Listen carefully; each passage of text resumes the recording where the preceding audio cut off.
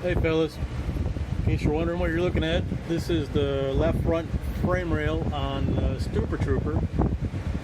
I do have the K-member in, as you can see, but what I wanted to show you was the front of the K-member here. Thought to initially square it, I measured from this hole to the front of the K-member and I got 13 1/8 inches. What this hole is for is at the factory, there's one on each front, opposite sides, and then one at the end of the front frame rail, and then there's two on the back half of the frame rail. These are little jig posts or whatever they got at the factory. This is how they put the car together. So these are supposed to all be, dimensionally square, front to back and all that. In Fox body terms, it's probably within a 1/4 inch or so. But this is a good spot to get your initial reference. Both sides are now 13 1/8 inch, and then after I get everything up, I can take another step to square it up. So just wanted to show you that. Take a little brief intermission while I get out from underneath here to show you some of the rest of the stuff. Alright fellas, I pretty much got this wrapped up. I haven't put the tie rod end on. Holy cow, we got invaded. These guys came in.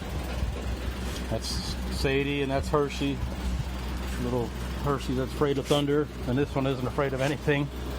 We even had a bear in the backyard and she still stands out there barking at it. But anyway, so this is a QA1 K-member. It's the only one that I put in. I put in a couple of Team Z ones in my other cars, the red car and then that one wagon I had. What I like about this, it seems a little beefier, like it's more road race or street oriented. The Team Z, it was light, but it was it's made for drag racing essentially, and I'm not flicking boogers at them. I like Team Z stuff, and Dave's a pretty good guy from my experience with him. But what I like about this, the bars are bigger, but it's also one continuous piece all the way around and down here to the bottom.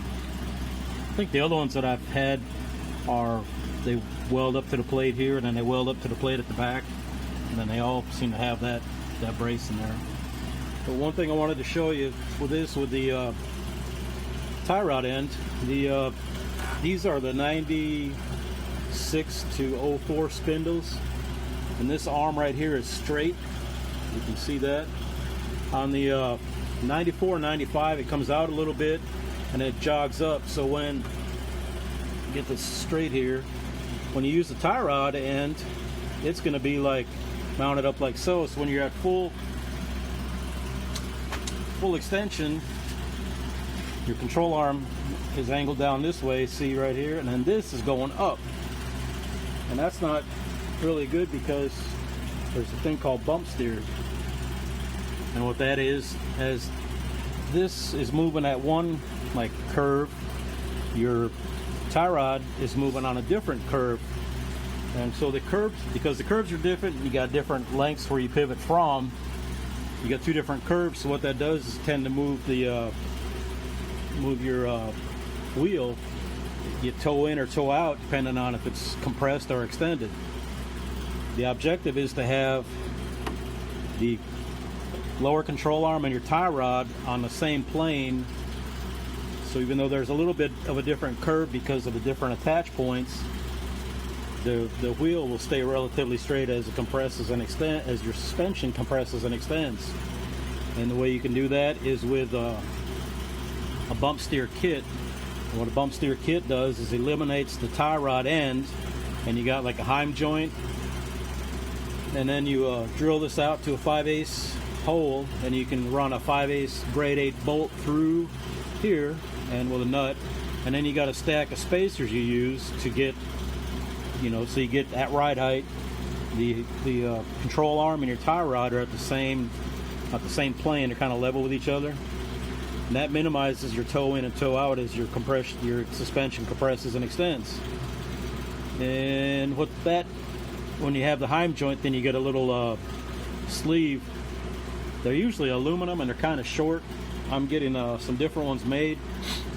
The ones on a red car were aluminum, and I think they're about 3.25 inches long or so, but it engaged about 5 threads on the Heim joint, about 5 or 6 threads on the tie rod end, and I just wasn't real comfortable with that because I drive like 45 miles or so to the closest track, and I'm going on secondary roads over railroad tracks and all that stuff, and last time I took off the sleeve, I could see the threads were starting to get a little loose, even though I had lock nuts on each end and they were tight. The aluminum isn't made for something like that, and I prefer to have steel, even though it's a little heavier. It is the steering. I mean, if you're just going on like from the trailer to the stage lanes, down the track and then back to the trailer again, I'm sure they're fine. I just wanted something a little more robust, so that's what I'm getting made. And once I get those made, then I'll put them on here. So the red car and this car will both have the bump steer kit, and the red car's got 94 to 95 spindles, so it's got a little jog, so I got to use more spacers on it. But that was essentially it. Just wanted to show you what a bump steer kit is and show you how this thing worked out. Got everything lined up on it, or put together.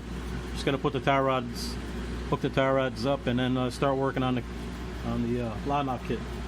That's about it. Appreciate it, fellas.